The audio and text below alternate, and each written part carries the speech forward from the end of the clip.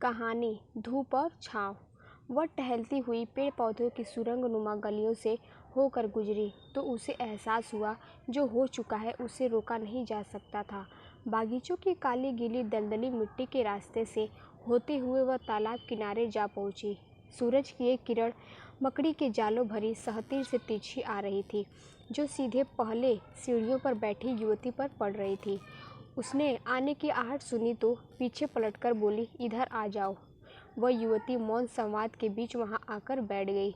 दोनों की नज़रें मिली और दर्द की टीस दोनों के दिमाग में घूम गई। यह दोनों कुछ समय पहले तक एक दूसरे के विपरीत थी। एक बिल्कुल अलमस्त नाजुक सी तो दूसरी एकदम होशियार और जिम्मेदार।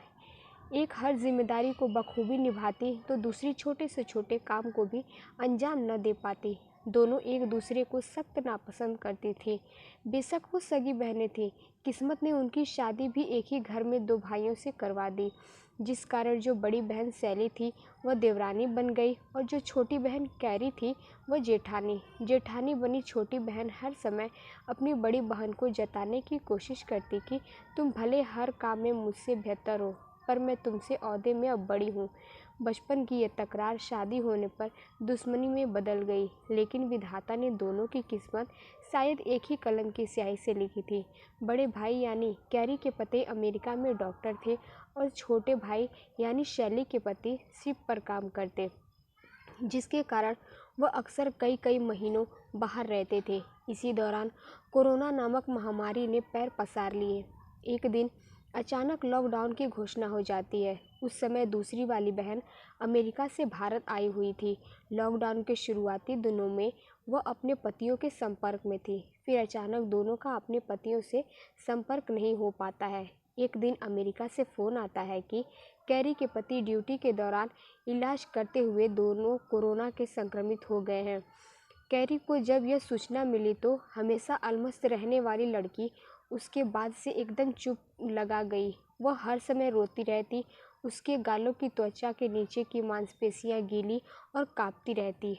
उसकी बड़ी बहन शैली चाहती थी वह हालात से समझौता करे, यूं हर वक्त रोते रहने के बजाय परिस्थितियों का डटकर मुकाबला करे।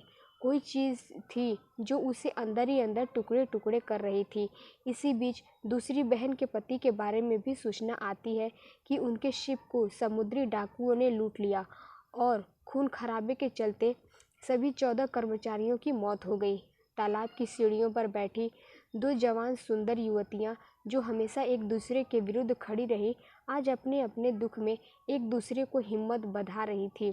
दोनों के पति की मौत की खबर एक के बाद एक आई। इस हादसे की खबर चारों तरफ फैल गई।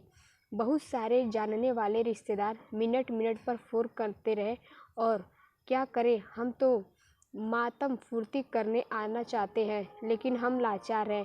इस कोरोना काल में हम आ नहीं सकते, नहीं तो दौड़कर चले आते। अब उन्हें कौन समझाता। मरने वाले यहाँ नहीं, 7 समंदर पार मरे हैं और दोनों बहनें स्वस्थ हैं।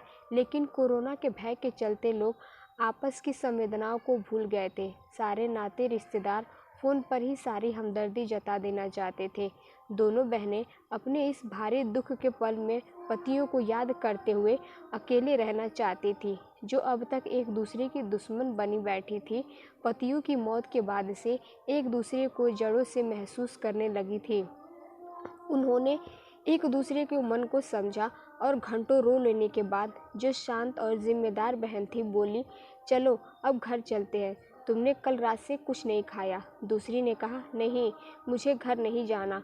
वहाँ फ़ोन की घंटी चैन से रोने भी नहीं देती है। इस तालाबंदी में सब सुनसान था। कभी इंसानी वजूद से भरा ये पार्क आज सिर्फ पक्षियों के कोलाहल से भरा था। शेष सन्नाटा था। वो गहराते अंधेरे में सरकती चली गई। घर वापस आते ही अपने दुखों से घिर गई।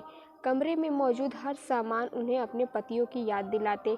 टीवी के सामने पड़ी वो आराम कुर्सियाँ जिस पर वो कभी बैठकर ठहाके लगाते थे और उनकी पत्नियाँ उन्हें यूँ हंसते मुस्कुराते देखकर खुश होती थी, अब सुनसान थी। बिना उनके ये घर घर नहीं लगता था। दोनों बहनों के बीच बहुत कम बात होती थी क्योंकि उन्हें आपस में सिर्फ लड़ना आता। परिवार के बाकी सदस्य उनके पास लॉकडाउन की वजह से आ नहीं सकते थे।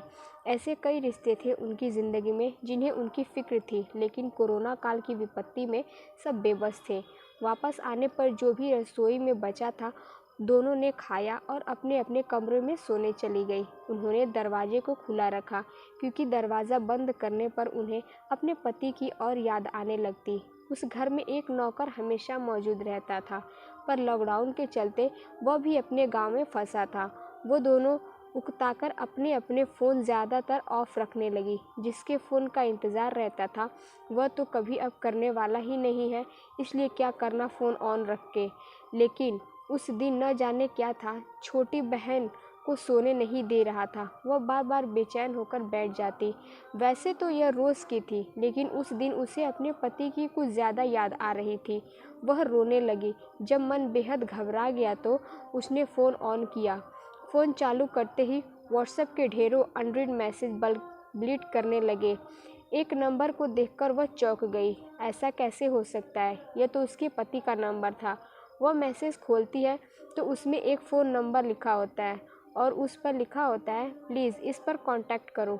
वह मन में ढेरों सवाल लिए उस नंबर पर डरते हुए कॉल करती है। उसे लगा ज़रूर कोई सरकारी कार्यवाही होगी। रिंग जाते ही वहाँ से हेलो की आवाज़ आती है। हेलो मैडम, आप मिसेस कैरी बोल रही हैं? बेहद घबराई आवाज़ में वह बोलती है, हाँ, आपके लिए एक अच्छी खबर है। जो 7 लोग मृत घोषित किए गए थे उनमें आपके पति का नाम नहीं है। वह बीमार थे और दूसरे अस्पताल में भर्ती थे। एक ही नाम के होने की वजह से गलती हो गई। वह अभी अस्पताल में भर्ती है। फ़िलहाल वो स्वस्थ है और जल्द ही आपसे बात करेंगे। Good night. यह कहकर फ़ोन काट दिया जाता है। उसने दुखों को अंधेरी गली में जाते देखा। पीली रोशनी के बल्ब में चीज़ों के धुंधले से आकार नज़र आ रहे थे, मानो भारी उथल पुथल के बीच आकारों की नई दुनिया उभर रही हो। उसका मन खुशी से भर गया और सांस जैसे अटक गई हो।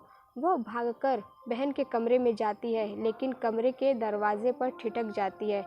बेचारी सैली, उसके मन ही मन सोचा, क्या उसने बताना ठीक होगा? मेरी खुशी से बहन का दुख बढ़ जाएगा। इस बात को फ़िलहाल अपने तक रखना ही सही होगा। वह बहन के पास जाती है, देखती है सैली चैन की नींद सोई हुई थी। उसका आधा चेहरा तकिए में छुपा था, जैसे अभी अभी रोकर सोई हो। उसके चेहरे पर एक अजीब सी शांति थी।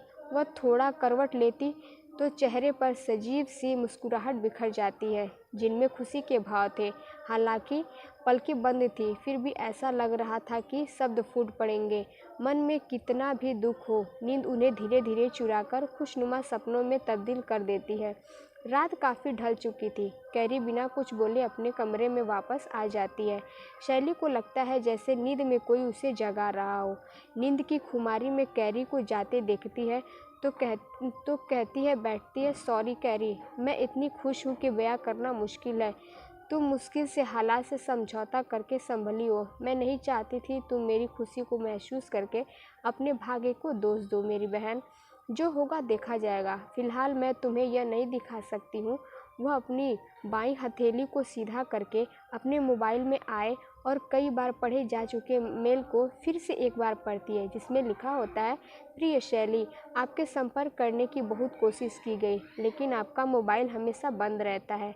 इसलिए मेल कर रहा हूँ कि जिस शिप को समुद्री लुटेरों द्वारा लूटा गया था, पर शंका थी कि सभी कर्मचारी मारे गए, उसके बारे में पता चला है कि लाइफ बोट के ज़रिए 3-4 लोग उस पर से भागने में कामयाब हो गए थे। उनमें से एक पति आपके भी थे। मैंने उन्हें खुद अपनी आंखों से सुरक्षित देखा है और वह जल्द ही वापस आएंगे। सैली इस मैसेज को कई बार पढ़ती है, फिर कैरी के पास बिस्तर पर जाकर उसके सर को प्यार से सहलाती है। मेरी छोटी बहन, मैं तुम्हें अपनी खुशी बताकर दुख नहीं कर सकती। तभी फ़ोन की घंटी बजती है और वह जग जाती है।